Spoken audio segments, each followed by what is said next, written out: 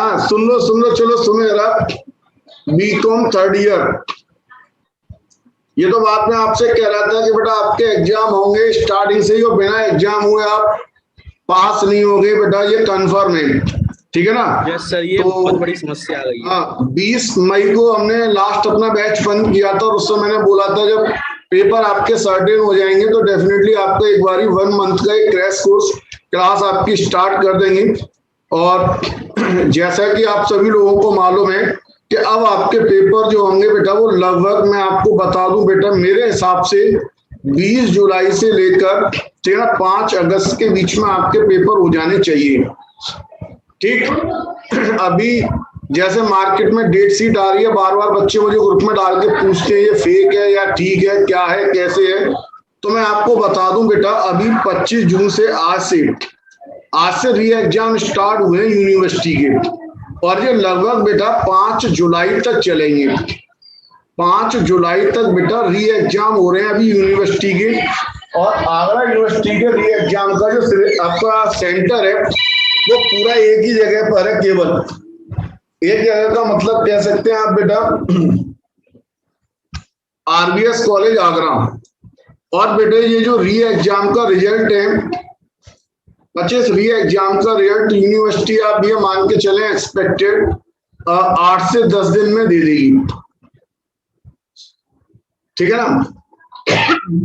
उसके बाद ही आपके मेन एग्जाम स्टार्ट हो पाएंगे, क्योंकि जो बेटा री एग्जाम में बैठेंगे बच्चे, जो पास होंगे री एग्जाम में बैठने के बाद, जो बच्चे पास होंगे वो भी बेटा एग्जाम फॉर्म फिल करेंगे, उनको भी एक 1 वीक का टाइम दिया जाएगा एग्जाम फॉर्म भरने का। ये मैं आपको बता रहा हूँ एक्चुअल बात जो होना है, जिस तरीके से होना है। ठीक है ना? तो इस हिसाब से आपके जो पेपर होंगे मेरे हिसाब से लगभग 22-23 जुलाई में स्टार्ट होंगे, और 5 अगस्त तक आपके लास्टली खत्म हो जाएंगे। बहुत कुछ होगा तो 10 अगस्त, इससे ज्यादा नहीं। ठीक है बेटा? अब दूसरी बात, जो सबसे इंपॉर्टेंट बात है, बच्चों के दिमाग में बड़ा कंफ्यूजन है कि सर हमारे पेपर 6 होंगे या फिर पेपर 3 होंगे। ये और एक मार्केट के अंदर रूमर चल रही है, कुछ कह रहे हैं 6 पेपर होंगे, कुछ कह रहे हैं 3 पेपर होंगे।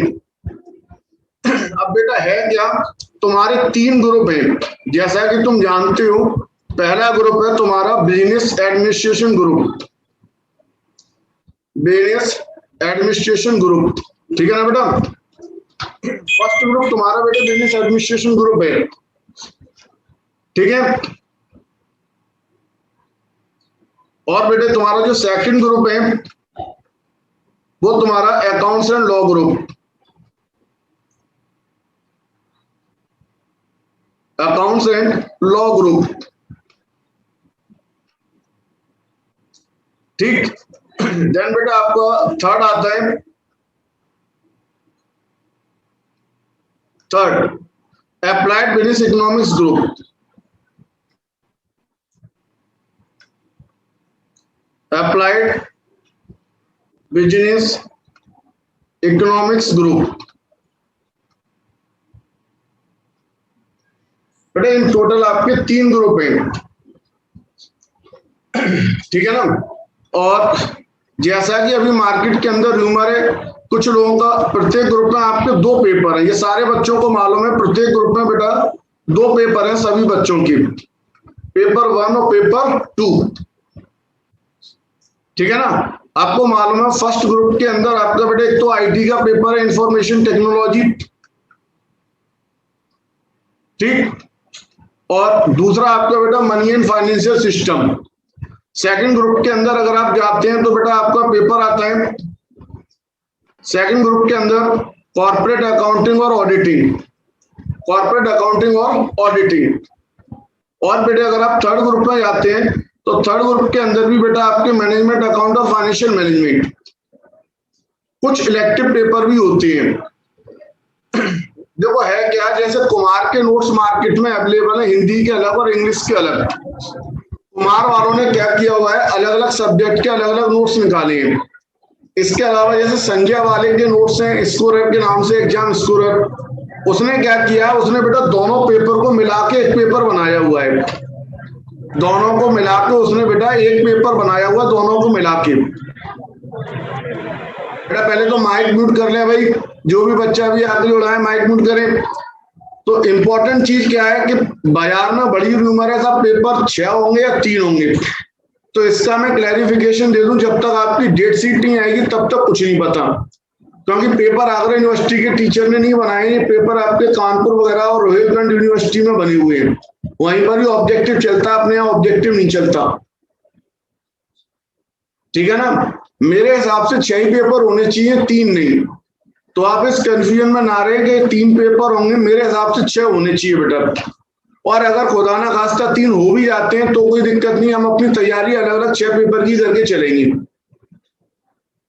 ठीक है ना बेटा, प्रत्येक पेपर में आपके 100 क्वेश्चन आएंगे जैसा कि आपको मालूम है बेटा, और उसमें से आपने 50 क्वेश्चन करने होंगे। इस हिसाब से आपका एक क्वेश्चन बेटा 2 नंबर का होगा, एक जो क्वेश्चन होगा वो 2 मार्क्स का होगा। तो इस तरीके से इन टोटल आपके जो नंबर बने बेटा वो कितने बन गए 100। और अगर कहीं 2 पेपर मिला के एक पेपर हुआ तो क्या होगा सर, ये केवल आर्ट साइड और साइंस साइड के लिए है, जहां अलग अलग 2 पेपर होते तो मिला के एक कर रहे हैं। कॉमर्स स्ट्रीम में ऐसा बेटा नहीं हो पाएगा, क्योंकि कॉमर्स स्ट्रीम में समस्या खड़ी हो जाएगी बिना वजह। बच्चों को बात समझ में आ गई नहीं आ गई मेरी बात बेटा, मैं क्या कह रहा हूँ? Yes sir. ठीक है, तो आप पहले तो आप किसी को भी इधर भी बीच में डिस्टर्ब नहीं करो बेटा। आप पहले तो ये मान के चलें कि आपके 6 पेपर अलग अलग होने हैं, कंफर्म होने हैं। ऑब्जेक्टिव में 100 क्वेश्चन आएंगे, 50 करने हैं, 2 नंबर का एक होगा।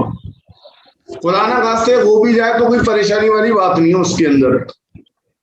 ठीक, चलो अब ये जो मैंने बेटा आपकी क्लास दोबारा स्टार्ट की हुई है, तो आपके 6 पेपर हैं। कुमार के अंदर अगर आप देखेंगे तो एक कुमार में लगभग 500 या 600 क्वेश्चंस आपको दिए हुए हैं। 3 आपके प्रैक्टिकल कुमार हैं, कॉर्पोरेट अकाउंट, फाइनेंशियल मैनेजमेंट और मैनेजमेंट अकाउंट, और 3 आपके बेटा थ्योरी के कुमार हैं। ठीक है ना, तो मैं आपको इस क्लास में आपके जो भी ऑब्जेक्टिव कुमार हैं उनको मैं आपको एक्सप्लेन करूंगा, समझाऊंगा। और इसके अलावा बेटा अगर कुछ और मटेरियल पॉसिबल हो पाएगा तो वो मैं आपको प्रोवाइड कराऊंगा, क्योंकि मेरे पास तो दोनों ही चीजें, कुमार भी और एग्जाम स्कोरर भी है। ठीक है ना, बोलसन अपना माइक म्यूट करो भाई।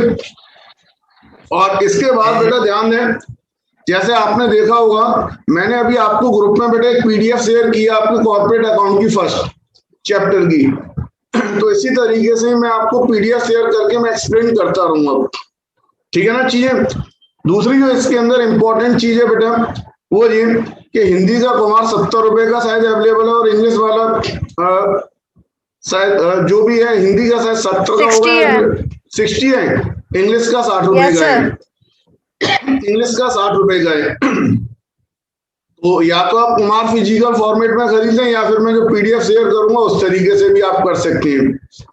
1 मंथ आपकी क्लास रहेगी बेटा, नहीं है जैसा भी हो वो आप देख लेना बेटा, 10-20 रुपए ऊपर नीचे का जो भी मैटर है वो आपने दोबारा एक बार ऑब्जेक्टिव का खरीदना होगा। अगर आप कुमार खरीदते हैं जैसा भी है, नहीं है तो मैं पीडीएफ 1 बाय 1 करके उसको शेयर करूंगा जो भी है। ठीक है कि नहीं। 1 मंथ आपकी क्लास होगी, क्लास का चार्ज आपका 500 रहेगा। अभी जैसे 2 दिन आज और कल की क्लास जैसे वो सभी बच्चों को मैंने ज्वाइन किया हुआ, पहले किसी बच्चे ने क्लास ली थी नहीं ली थी जो भी अलग मैटर है वो। ठीक है, मंडे से जो भी बच्चे पेड क्लास में इंटरेस्टेड होंगे तो हमारा पेड का एक ग्रुप अलग बन जाएगा। ठीक, इसमें मैं आपके साथ बेटा सारी चीजें शेयर करूंगा जैसा भी है। ठीक है, एक चीज और भी है इसके अंदर मैं आपको बता दूं, जैसे काफी बार बच्चे बेटा क्लास नहीं ले पाते हैं, उनका नेट गड़बड़ हो गया या जो भी है कोई काम पड़ गया जैसा भी है, तो वो अपनी मेल आईडी दे देंगे। मेल आईडी लगभग सभी के पास रहती है। ठीक है, तो पर्टिकुलर 1 या 2 क्लास जो उनकी बीच में छूट गई है तो वो उनकी गूगल ड्राइव पे अपलोड होकर उनको मिल जाएगी। तो इससे ये है कि वो बाद में अपना देख सकते हैं, जो भी 1 या 2 क्लास उनकी बीच में रह जाए। आपका अपना बेटा स्टार्ट कर रहा हूं, मैंने आपके साथ जो भी शेयर किया था BCom 3rd year corporate account, ये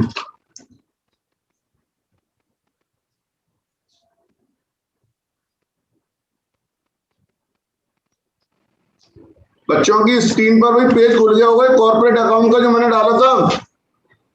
यस सर, खुल गया है पेज, ऑब्जेक्टिव टाइप क्वेश्चन आ गया। Yes, sir. चलो आज बेटा नोट्स कितने बच्चों के पास है? नोट्स कितने बच्चों के पास है? एक आध के पास है तो मुझे बताओ जरा, डन कर दो। मेरे पास है सर। निशांति कह रही है ओके डन है, ठीक है। मेरे पास भी है सर। चलो फिर तो अच्छी बात है। मुस्कान कह रही है, चलो जी ठीक है। अरे तनु जैन आज जुड़ी है इसमें, चलो हाँ भी देखते हैं जरा किस तरीके से दिया और क्या दिया है। बच्चे ध्यान दें इसमें, देखो मैं आपको जो भी चीजें बेटा ऑब्जेक्टिव फर्स्ट टाइम आपका प्रिंट हुआ है, कुछ आंसर इसमें गलत भी हो सकते हैं, कुछ कंफ्यूजिंग भी हो सकते हैं, ठीक है। क्लास का बेनिफिट ये है कि मैं उसमें आपको करेक्शन कराता हुआ चलूंगा, और क्योंकि मैं आपको 1 by 1 एक्सप्लेन भी करूंगा तो थोड़ा टाइम वो आपको सुनने के बाद दिमाग में भी रुकेगा। हालांकि ऑब्जेक्टिव है, आप सेल्फ स्टडी भी कर सकते हैं, कुछ बच्चों के मन में आता है हम खुद ही पढ़ लेंगे, आपकी मर्जी है, कोई दिक्कत नहीं है। मैं 1 आवर केवल एक आप मेरे से अटैच रहेंगे, प्रॉपर वे में आपके 6 कुमार हैं, 6 सब्जेक्ट हैं, वो रोटेट हो जाएंगे। कहीं कुछ गलती है सही है, न्यूमेरिकल कैसे टैकल करना उसकी भी ट्रिक आपको पता लगेगी, ये चीजें हैं बेटा, ठीक है ना। क्या दिया हुआ है?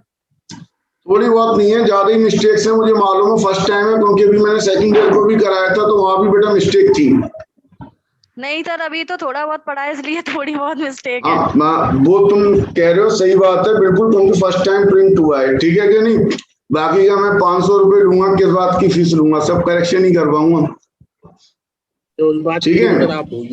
हाँ नहीं तो मैं पैसे ले तो रहा हूँ, फ्री में सेवा थोड़ी दे रहा हूँ कोई। Yes sir, yes. हाँ भाई क्या कह रहे हैं, authorized capital clause is written in. आप देखो ऑथोराइज्ड कैपिटल क्लॉज लिखा जाता है, कहाँ लिखा जाता है? Memorandum of association, article of association, prospectus, statement in लिeu of prospectus. देखो ध्यान दे बेटा, मेमोरेंडम ऑफ एसोसिएशन 2 चीजें होती हैं, एक तो मेमोरेंडम ऑफ एसोसिएशन, एक आर्टिकल ऑफ एसोसिएशन। आपने 11th में बीएस में पढ़ा होगा। अलग अलग बेटा 6 क्लॉज होते हैं आपके। कैपिटल क्लॉज भाई कंपनी का name clause, capital clause, object clause, association clause, place clause, अलग अलग बेटे 5-6 अलग अलग क्लॉज होती हैं। तो ध्यान दें हमारा जो कैपिटल क्लॉज है वो किसमें दिया हुआ? मेमोरेंडम ऑफ एसोसिएशन में, ठीक है ना। सारे क्लॉज हमारे मेमोरेंडम ऑफ एसोसिएशन में होते हैं, ये कंपनी का चार्टर डॉक्यूमेंट होता है, ठीक। आर्टिकल ऑफ एसोसिएशन में रूल्स दिए होते हैं। आगे बेटा share allotment account as. Share allotment account क्या होगा बेटा? तो ध्यान दें, देखो कैपिटल अकाउंट आपने पढ़ा भी होगा, कैपिटल अकाउंट हमारा रिप्रेजेंटेटिव पर्सनल अकाउंट होता है। Share allotment, share application, share first call, share final call, ये सभी हमारे पर्सनल अकाउंट हैं बेटा ये। तो शेयर अलॉटमेंट अकाउंट हमारा कौन सा होगा? पर्सनल अकाउंट, चाहे वो अलॉटमेंट हो, चाहे वो एप्लीकेशन हो, चाहे वो फर्स्ट कॉल हो, चाहे वो सेकेंड एंड फाइनल कॉल हो। आगे दे रहे हैं the part of uncalled capital. Uncalled capital which can be called up only in binding up. मैंने आपको बताया भी था, कॉन्सेप्ट लिखाया था और उस समय समझाया भी था। ऐसी कैपिटल जो कंपनी के बंद होने के समय ही मांगी जा सकती है, उससे पहले नहीं, ठीक है, उसको हम बोलते हैं रिजर्व कैपिटल। उसको हम क्या बोलते हैं बेटा? Reserve capital. यानी कि कंपनी जब बंद होती है तो बंद होते समय कंपनी को बंद होने से संबंधित कुछ खर्चे भी होते हैं, डिसॉल्यूशन एक्सपेंसेस। उन डिसॉल्यूशन एक्सपेंसेस को पूरा करने के लिए, लिक्विडेशन एक्सपेंसेस को पूरा करने के लिए, ठीक है ना बेटा, जो भी कॉस्ट आती है आप देखो वो कॉस्ट हमारे रिजर्व कैपिटल से पूरी की जाती है, ठीक है ना बेटा। बच्चों को बात समझ में आ रही है नहीं आ रही है मैं क्या बता रहा हूँ? सबको मेरी ऑडियो वीडियो क्लियर आ रही है? Yes sir. Yes sir. अभी क्या कह रहे हो, क्या बोल रहे हो?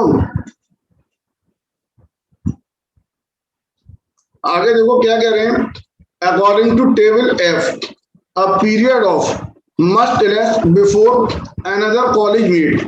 क्या मतलब है सर इसका? बहुत जूम हो गया, सब दिख नहीं रहा। तो आप छोटा कर लो अपने मोबाइल पर।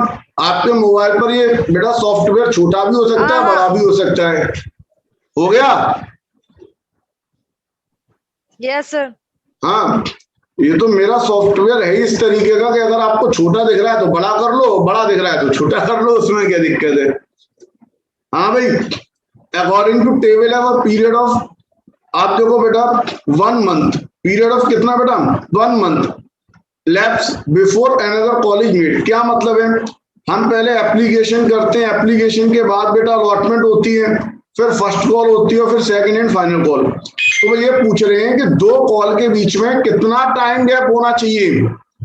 तो 2 कॉल के बीच में कम से कम 1 महीने का टाइम गैप होना चाहिए। बच्चों को बात समझ में आ गई भाई? आगे कह रहे हैं 1% कंपनी इज दैट इन विच, अब क्या दिया हुआ है, देयर इज ओनली 1 डायरेक्टर, है ना, there is only 1 member, there is only 1 employee. बोला हुआ है डी नन ऑफ दीज। देखो ओपीसी 1% कंपनी, है ना, ये कह रहे हैं कि जिसमें केवल एक ही डायरेक्टर हो। ऐसा नहीं है बेटा, एक डायरेक्टर साथ में 2 डेजिग्नेटेड डायरेक्टर भी होती हैं, ठीक है ना। तो इन्होंने बोला केवल एक ही डायरेक्टर हो, एक ही मेंबर हो, एक ही एम्प्लॉय हो, ऐसा क्लॉज नहीं है बेटा। 1% कंपनी का ऐसा क्लॉज नहीं है कि केवल एक अकेले ही आदमी हो, तो इसलिए नन ऑफ दीज। आगे company can not issue, company बेटा क्या इशू नहीं कर सकती, कंपनी इशू नहीं कर सकती redeemable equity share, redeemable preference share, redeemable debenture, fully convertible debenture. Redeemable equity share, देखो मैं एक बात बता दूं, इक्विटी शेयर कंपनी के परमानेंट ओनर होते हैं, यानी जब हम इक्विटी शेयर में पैसा लगाते हैं तो पैसा तभी वापस आता है जब कंपनी बंद होगी। उससे पहले कंपनी इक्विटी शेयर का पैसा वापस नहीं करती बेटा। तो इसीलिए कभी भी रिडीमेबल इक्विटी शेयर इशू नहीं हो सकते। या आप याद रखेंगे बेटा, रिडीमेबल इक्विटी शेयर इशू नहीं हो सकते हैं, कंपनी जब बंद होती है तभी पैसा वापस होता है, उससे पहले पैसा वापस नहीं होगा, ठीक है ना बेटा। इसके बाद अभी किसी कोई डाउट हो तो बताओ। No sir.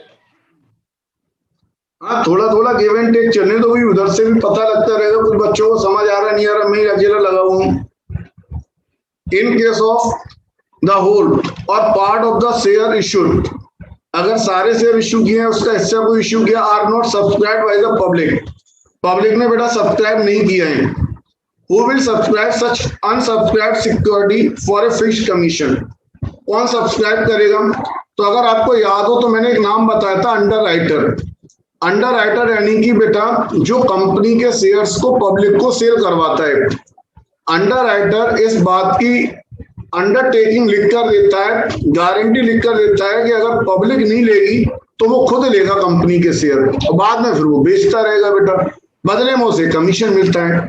तो ऐसे शेयर जो पब्लिक ने नहीं लिए हैं, उन शेयर्स को कौन लेगा, अंडर राइटर। अंडर राइटर यानी वो व्यक्ति जो कंपनी के शेयर पब्लिक को सेल करवाता है, पब्लिक को बेटा सब्सक्राइब करवाता है, पब्लिक से कहता है कि आप इस कंपनी में पैसा लगाओ, ठीक है। आगे क्या कह रहे हैं बेटा, share of A private company can be sold through, private company के शेयर बेटा सेल किया सकते हैं, जी हाँ, प्राइवेट सर्कुलेशन के माध्यम से।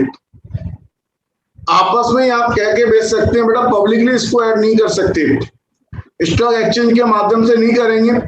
Private circulation and stock exchange, इसमें दोनों बातें आ गई, स्टॉक एक्सचेंज नहीं आएगा, केवल प्राइवेट सर्कुलेशन होगा बस।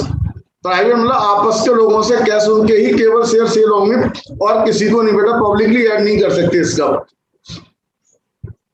चलो जी बेटा, इसके बाद आप देखो 9 क्या दिया हुआ 9 में, the maximum amount beyond which a company is not allowed to raise fund, यानी कंपनी मैक्सिमम अमाउंट, वो अमाउंट जिससे ज्यादा पैसा कंपनी मांग ही नहीं सकती, ऑथोराइज कैपिटल होती है, ऑथोराइज कैपिटल से ज्यादा शेयर कंपनी इशू ही नहीं कर सकती भाई। ऑथोराइज कैपिटल का मतलब है company is authorize to collect such amount from public, company केवल उतना ही पैसा पब्लिक से लेने के लिए ऑथोराइज है जितना उसके अपने मेमोरेंडम ऑफ एसोसिएशन में लिखा हुआ है कि भाई कंपनी इतने से रजिस्टर्ड हुई है तो वो उतने ही पैसे मांग सकती है, उससे ज्यादा पैसे नहीं मांग सकती, ठीक है ना बेटा। आगे कह रहे हैं eight the time of forfeiture of share, अब ध्यान से देखो क्या लिखे हैं, जब हम शेयर फॉरफिट करते हैं, विच वर ओरिजिनली इशूड एट डिस्काउंट, जो हमारे डिस्काउंट पर इशू हुए हैं, ठीक है ना। The accounting entry will be, accounting entry बेटा क्या होगी इसकी, देखो पहले तो मैं आपको बता दूं नए सिलेबस के अकॉर्डिंग अब भाई जो कंपनी है 2013 है उसके अकॉर्डिंग शेयर डिस्काउंट पर इशू नहीं हो सकती। तो मेरे हिसाब से तो ये क्वेश्चन ही गलत है। ये कह रहे हैं eight the time of forfeiture share which were originally issued at discount, तो शेयर ओरिजिनली डिस्काउंट पर इशू हो ही नहीं सकती है। फिर भी ये कह रहे हैं भाई एंट्री क्या बनेगी इसके अंदर, ठीक है ना। तो debit share capital account with called up value of share forfeited, ये तो बिल्कुल सही है भाई। शेयर कैपिटल अकाउंट फॉरफीटेड जो हमारी कॉल्ड अप वैल्यू उससे ही डेबिट होगा। Credit share forfeiture account with the amount received on forfeited share, ये भी ठीक पॉइंट है बेटा। अगला क्या कह रहे हैं, credit discount on issue of share with the amount of discount allowed on forfeited share, ये भी ठीक है भाई। जब प्रीमियम नहीं मिलता तो प्रीमियम को डेबिट करते हैं और जब शेयर डिस्काउंट पर इशू होते हैं तो डिस्काउंट को क्रेडिट करते हैं। पहले ऐसा करते थे जब ये होता था, ठीक है ना। एंड फोर्थ दे रहे हैं credit calls in arrear with the amount due but not paid on forfeited share. Credit calls in arrear, आप कॉल्स इन एरियर अकाउंट को क्रेडिट कर सकते हैं बेटा जिन कॉल का पैसा नहीं मिला है उनके स्थान पर। नॉर्मली हम लिखते हैं to share allotment, to share first call, to share final call. आप ये अलग अलग ना लिखो, इसकी जगह टू कॉल्स इन एरियर भी लिख सकते हो। तो ये चारों ही पॉइंट आपके ठीक है बेटा। क्वेश्चन के अकॉर्डिंग ऑल ऑफ दीज आ जाएगा इसके अंदर बेटा। लेकिन नई व्यवस्था में शेयर डिस्काउंट पर इशू नहीं हो सकती। पुरानी व्यवस्था के हिसाब से इसमें चारों ऑप्शन ठीक हैं, ऐसे ही हम एंट्री बनाते थे। ये जो एंट्री दी हुई है वो ये दी हुई है share capital account debit, number 2 share discount account, 2 share forfeiture account और 2 कॉल्स इन एरियर। जो पैसे नहीं मिले वो 2 कॉल्स इन एरियर, ये एंट्री दी हुई है बेटा। तो कोई दिक्कत नहीं है, एंट्री बनाई जा सकती है। हाँ भाई किसी बच्चे को कोई डाउट हो तो बताओ जरा मुझे। यहाँ तो कुछ पूछ रहे हैं किसी को? No sir, no sir. चलो और बाकी के भैया क्या हाल चाल है, कुछ समझ में आ भी रहा है नहीं आ रहा है? खानों का मैं लगा हुआ हूँ वैसे ही। यस कह रहा है भाई, ठीक है। बाकी का पता नहीं है। अभी सर पहला दिन ऐसा तो ना, धीरे धीरे थोड़ा ना कंसंट्रेशन बढ़ाया सर। अच्छा अच्छा, पहला दिन है भाई। और Yes, sir, बाकी मैं बच्चों की क्या ओपिनियन है भाई? बताओ कुछ अपनी अपनी सब ओपिनियन बताओ। सुन समझ पा रहे हैं नहीं सुन समझ पा रहे हैं भाई? अबे Yes, अपना sir. माइक म्यूट कर ले भाई, पहले माइक म्यूट कर ले अजय। वो क्या नाम है अबे?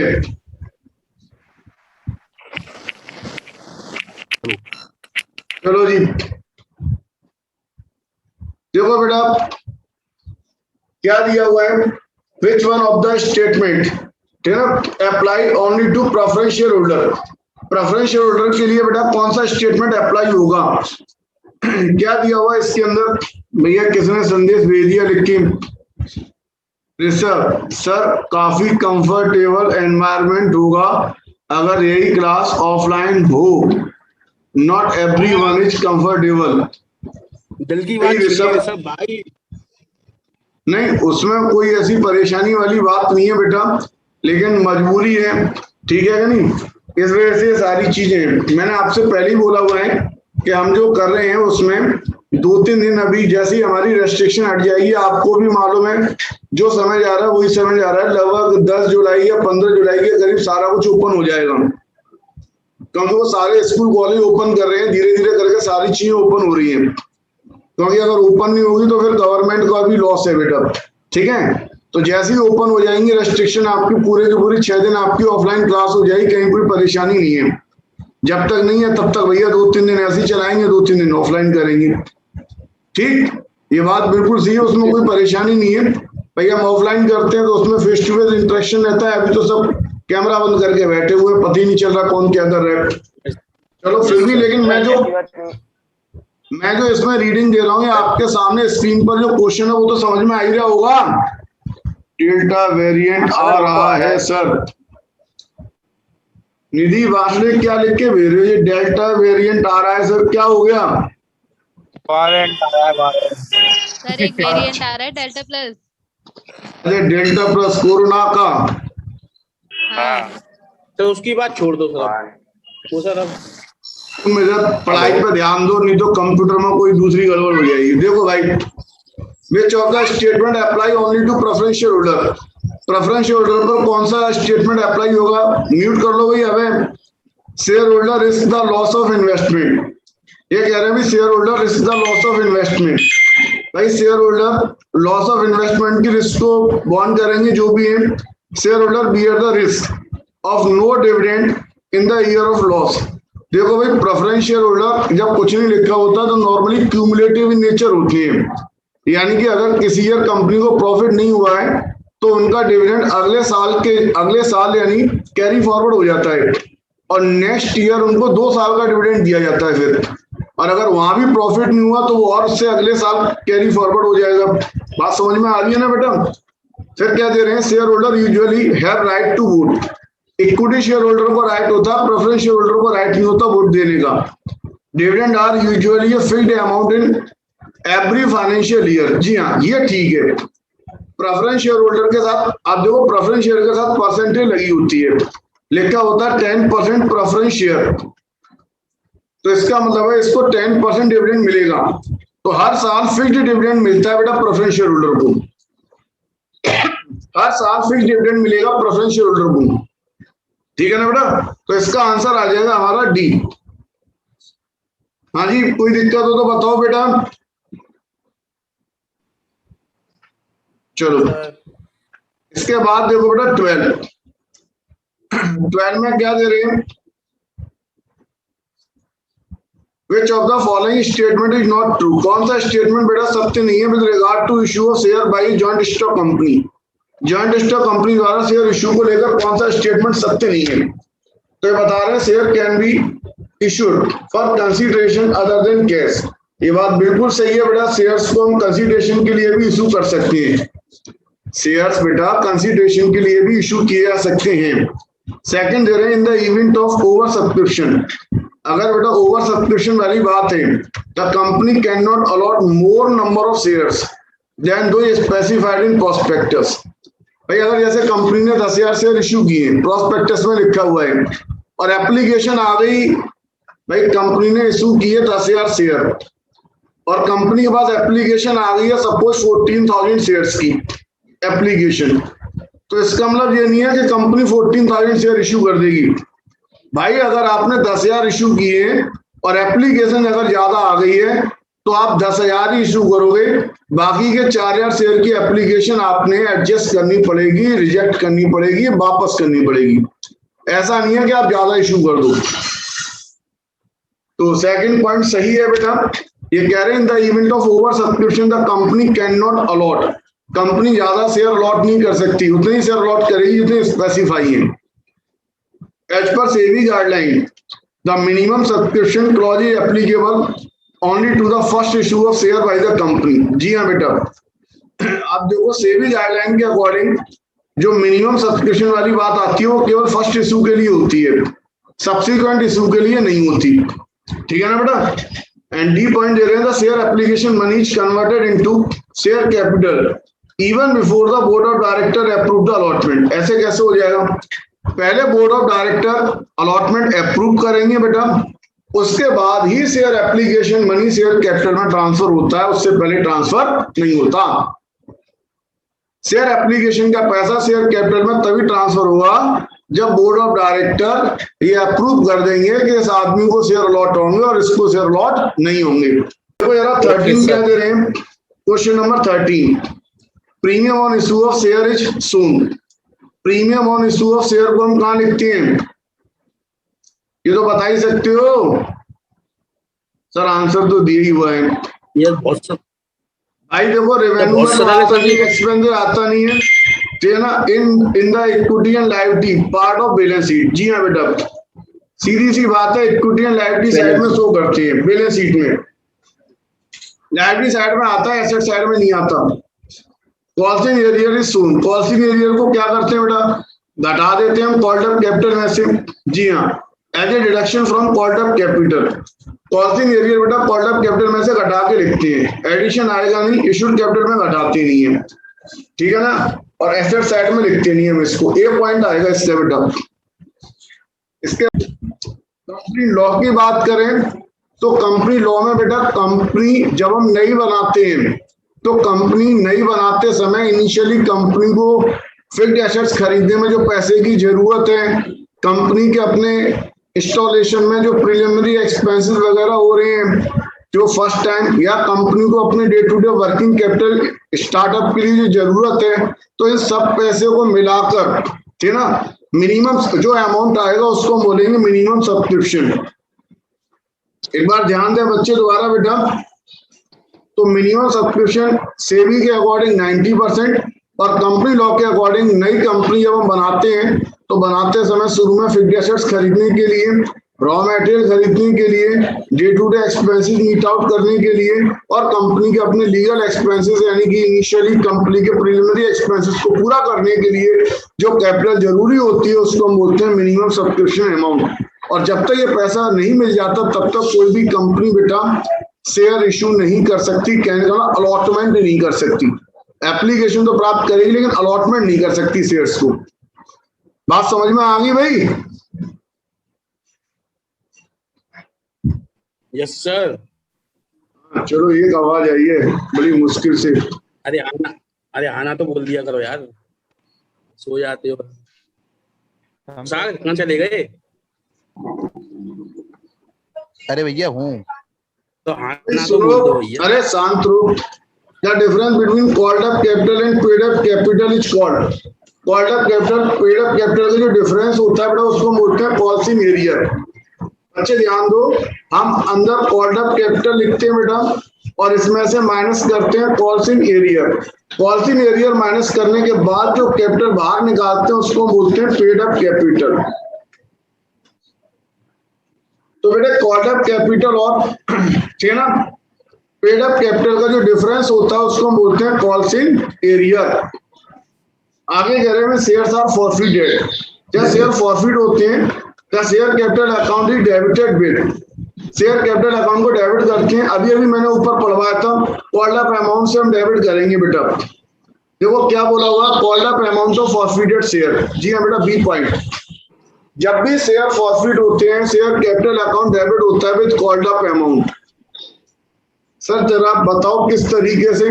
जैसे 10 रुपए का शेयर है और कंपनी ने अभी केवल 8 रुपए मांगे हैं और शेयर होल्डर ने बेटा कॉल नहीं दी, तो कंपनी क्या करेगी, उसके शेयर फॉरफिट कर लेती है। तो बच्चे ध्यान दो, जब फॉरफिट करेगी तो 8 रुपए से डेबिट होगा, ना कि 10 रुपए डेबिट होगा। कॉल्ड अप अमाउंट कितना है बेटा? 8 रुपए। तो कॉल्ड अप अमाउंट डेबिट होता है, paid up amount face value और अनकॉल्ड अप अमाउंट नहीं होगा। ठीक है ना बेटा? आगे देखो 19 क्या कह रहे हैं? Okay sir. According to section 39(2) of the Company Act 2013, the minimum application money is of the face value of share. आप देखो बेटा कंपनी एक्ट के अकॉर्डिंग ये 5% है और मैं बता दूं सेबी के अकॉर्डिंग इशू प्राइस का 25% होती है। बेटा माइक म्यूट करो यार, आप जो भी ऑन हो रखा है माइक म्यूट करो, मैं क्या बता रहा हूँ। कंपनी एक्ट के अकॉर्डिंग ये 5% है बेटा और सेबी के according, security exchange board of India के अकॉर्डिंग 25% ऑफ इशू प्राइस। ठीक है ना? Minimum application money company law कहता है 5%। और अगर यही क्वेश्चन सेबी को लिख के पूछा होता सिक्योरिटी एक्सचेंज बोर्ड की तरफ से तो आंसर होता 25%। बच्चों को मेरी बात समझ में आ रही है मैं क्या बता रहा हूँ? Yes sir. चलो आगे कह रहे हैं if the issue size is up to 500 crore. क्या सर? हाँ स्क्रीन आ नहीं रही। स्क्रीन नहीं आ रही? ऐसे जैसे हो जाएगा, स्क्रीन नहीं आ रही। और बच्चों को मेरी स्क्रीन आ रही है? आ रही है सर। जिसकी स्क्रीन नहीं आ रही है उसके यहाँ थोड़ा सा नेटवर्क अभी डाउन हुआ होगा, परेशान मत हो बेटा। थोड़ी देर में नेट जैसी पुशअप होगा तो आ जाएगी, जियो का नेट आ जाएगी, टेंशन नहीं ले। Issue size is up to 500 crore. Issue size अगर 500 करोड़ का है तो issued share should be made fully paid up within 10 of the date of allotment। देखो क्या कह रहे हैं बेटा, अगर कंपनी का इशू साइज 500 करोड़ रुपए तक का है, यानी शेयर अगर 500 करोड़ तक के इशू हुए, the issued share should be made fully paid. 1 साल के अंदर शेयर फुल्ली पेड हो जाने चाहिए। 1 साल का मतलब है 12 महीने, यानी कि अगर 500 करोड़ रुपए तक कंपनी ने शेयर इशू किए हैं तो 1 साल तक वो फुल्ली पेड अप हो जाने चाहिए। और आप जानते हैं 2 कॉल के बीच में अभी भी मैंने पढ़वाया था कितना टाइम गैप होना चाहिए, 1 मंथ। 2 कॉल के बीच में टाइम गैप कितना होना चाहिए बेटा, 1 मंथ। 1 मंथ। हाँ चलो जी, देखो मैं आपको बहुत सीधी सी बात बताऊं, जो भी ऑब्जेक्टिव लिखे हुए हैं वो तो खैर रही है, मैं आपको इनको रीड करके एक्सप्लेन कर रहा हूँ। कहीं कोई गलती होगी तो उसको हम ठीक करेंगे, बाकी जो आगे पीछे का इतिहास लॉजिक होगा वो बताऊंगा। न्यूमेरिकल क्वेश्चन कैलकुलेटर वाले भी आएंगे, कॉर्पोरेट अकाउंट वो भी हम करेंगे, इसके अंदर ट्रिक बताऊंगा जो भी है, ठीक है ना। बाकी जब आप इनको जैसे मैंने आपको पढ़ा है वैसे घर पर जब आप इनको रीडिंग लेंगे एक बार तो जल्दी से आपके दिमाग में रुक जाएंगे और आपको लर्निंग हो जाएंगे, ठीक है कि नहीं। अदरवाइज तो आपको मालूम ही है आप अपनी सेल्फ रीडिंग कैसे क्या लेते हैं और क्या करते हैं, ईश्वर मालिक है जो भी है। फिर तो ये है कि भाई एग्जाम में बीकॉम 3rd ईयर आपका केबीसी खेला जाएगा, कौन बनेगा करोड़पति, या तो ये है कि भैया कौन बनेगा मैक्सिमम नंबर होल्डर, ये चलेगा आपका हिसाब किताब, ठीक है।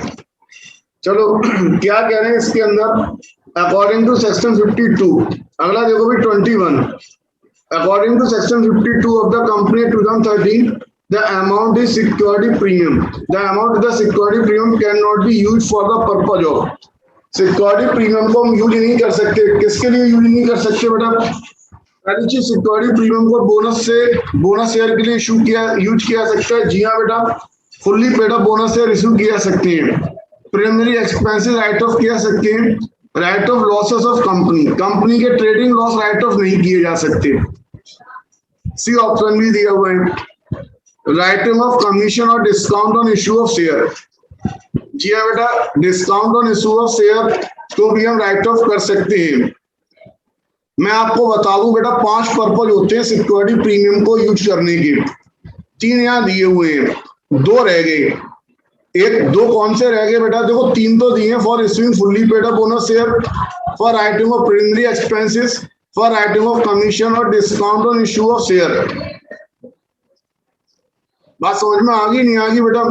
इसके बाद नेक्स्ट आपका for providing premium, for providing premium at the time of redemption of preference share और डिवेंचर। जब हम प्रेफरेंस शेयर और डिवेंचर को रिडीम करते हैं तो उसके लिए प्रीमियम की जरूरत होती है, तो प्रीमियम सिक्योरिटी प्रीमियम से लिया जाता है। ये हो गया चौथा। 5वां आता है for buyback of share, company अपने शेयर्स को दोबारा से बाईबैक कर सकती है, उसके लिए भी सिक्योरिटी प्रीमियम का यूज कर सकती है। तो सिक्योरिटी प्रीमियम 5 तरीके से इस्तेमाल होता है बेटा, 3 याद दिए, 2 मैंने और बताई। 2 कौन से बताई, for providing premium at the time of redemption of preference share, और 5वां बेटा, 5वां for buyback of own shares, अपने शेयर खरीदने के लिए। अगला दिया बेटा security premium can be use for writing off, security premium को बेटा यूज कर सकते हैं loss on sale of asset, जी नहीं, जी हाँ, प्रीलिमिनरी एक्सपेंसेस, बैड डेट नहीं, तो केवल बी आएगा बेटा इसके अंदर। हाँ भाई,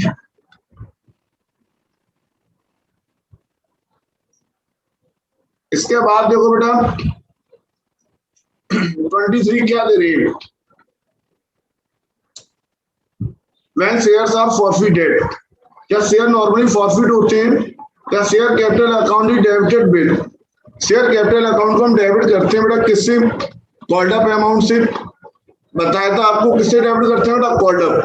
and the share forfeiture account is credited with, share forfeiture account credit होता है जो पैसा हमें मिल चुका है, तो इसके लिए बेटा देखो पेड अप कैपिटल ये वाला तो आएगा नहीं, called up amount and calls in arrear ये भी नहीं बेटा, कॉल्ड अप अमाउंट और share forfeited and amount received on share forfeited, ये आ जाएगा बेटा।